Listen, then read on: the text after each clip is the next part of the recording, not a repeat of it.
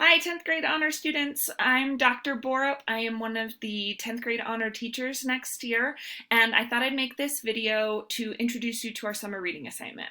We are going to be reading the book Born a Crime by Trevor Noah.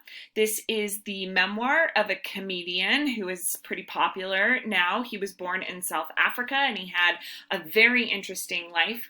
In 10th grade honors, we are going to be talking a lot about world literature. And so we thought that this was a great place to start learning about other cultures. And it's a super fun read.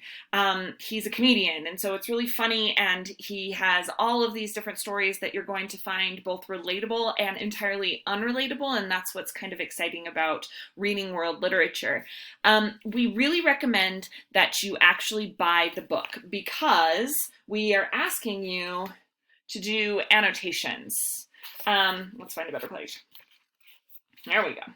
Annotations in your books. This means that you're making little notes to the side. Now you can do this with a PDF copy, and we will post a free PDF copy of this book, but it is far easier to do that when you have the physical copy. And it's also just more satisfying when you look back on your book and you're like, wow, I had a lot to say about this page. I am a good reader. It also, you can have this when you are doing your assignments, and if you have to write an essay about it or whatever, you can find the passages that you thought were interesting just based on where your annotations are in the book.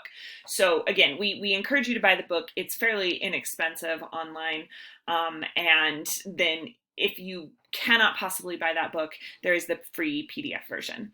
Like I said, Trevor Noah is a comedian. He got a start in stand-up comedy. He was very popular around the world. He would tour in England especially, and in Africa and in South Africa.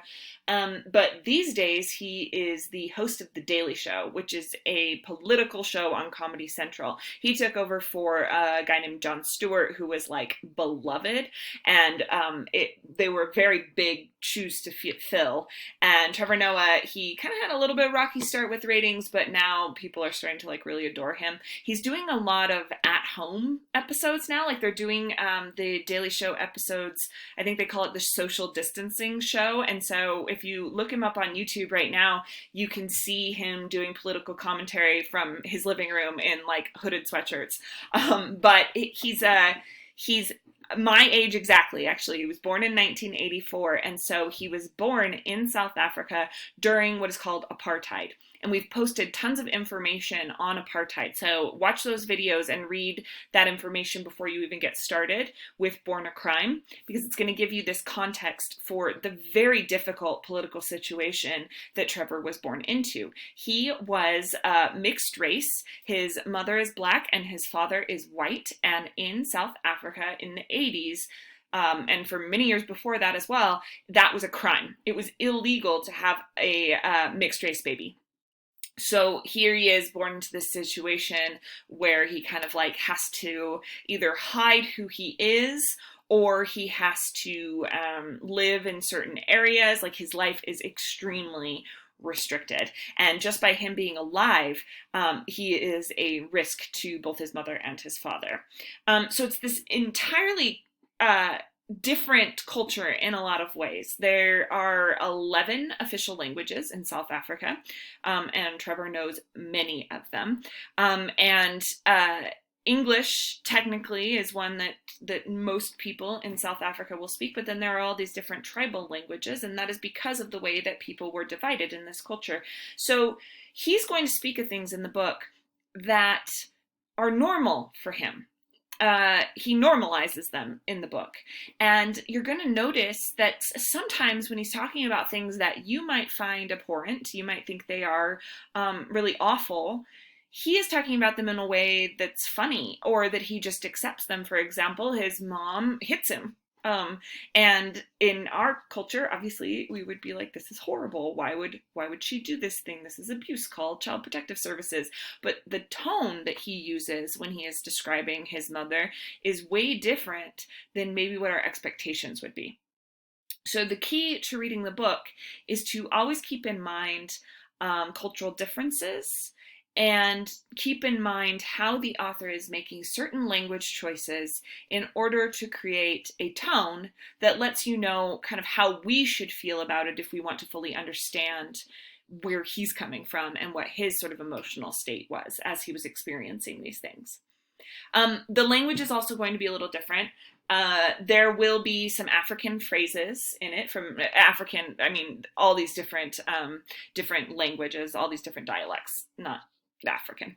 Afrikaners is one, I think, is how you pronounce it, that he speaks. But he speaks like a bunch of different languages in this. And so you will see those languages. Anytime he writes in that language, it'll be italicized. And he'll always tell you what it means in English, so you will be able to follow it that way. Another thing that is maybe a little bit different about the language is that he definitely uses words that we might consider inappropriate. You might not. We all come from different backgrounds, right?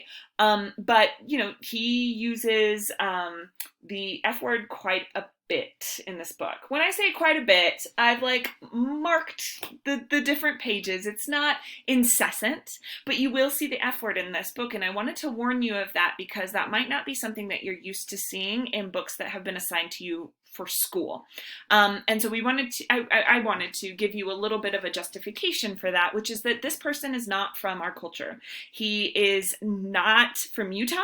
He's not from the dominant religion in Utah. And he has way different thoughts about the purposes of language. And so I don't need you to accept the way that Trevor speaks. As you're reading this, you don't need to think, oh, this is perfectly fine for him to say these things. But you want to take a step back and have a scholarly attitude towards text. So that's something that we need to work on quite a lot in Honors 10, which is that the book doesn't have to completely support our way of thinking, and instead might just offer us a window onto a new way of thinking. So when you see something in the book that is potentially offensive, I just want you to take a step back from that and think, okay, why would he use that word in this context? What about this context justifies that language for him? And you can think about that with cursing, but you can also think about that with any word that he chooses. Why did he use this word to make this point? And that ultimately is what we are getting at in this book. So, think about the purpose of language in general. Think about the purpose of the language specifically without needing to accept what he is saying or the way that he says it. Me personally, I don't love the idea that his mom would give him whoopings, I don't love that. But as I'm reading it from this scholarly position, I like to think about why he might have the attitude towards it that he has. And that, in general, is what we can get from literature. We get this window into somebody else's life. We get a chance to feel empathy for somebody that we might not get a chance to meet in the real world. And we get a chance to understand how that person's life, the series of events in that person's life might form who that person is. And I think it makes us better citizens in the world, better able to interact with different viewpoints. One other thing that you're going to notice, though, is that it's not all different. We have so much in common with this person who grew up in such a different scenario. Trevor is going to make some of those connections for us. He's going to talk about the Jim Crow South in American history and apartheid in South African history. He's going to talk about those political similarities that the two countries might have. He is also going to talk, though, just about experiences that you're going to recognize. He has experiences of adopting trends because of his social status. He wants a certain pair of shoes, or he wants a certain jacket because of a movie that was popular. That is something that we all experience, right? He's also going to talk about trying to date girls and the mistakes that he makes when he's dating girls, which, whether you're a girl or a boy, you can relate to kind of the difficulties and anxieties about dating, right? And he's also going to talk about fighting with his parents. And so as you're reading for the differences between our two cultures, you can also read for the similarities. And when you recognize something that you relate to, you might want to make a note in the side as part of your annotations, this has been my experience too, because we're going to show the way that not only are we disconnected through cultures, we are more connected than we are disconnected. A big topic this year in 10th grade honors is going to be globalization. and the way that different cultures are all contributing to each other, that we're not just like isolated at one point in time and in one point on a map.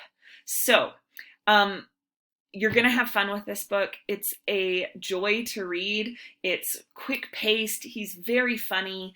The stories sometimes get insane. Sometimes they are very tragic. Sometimes they are very funny. He remains lovable throughout. I think you're really going to like this summer reading.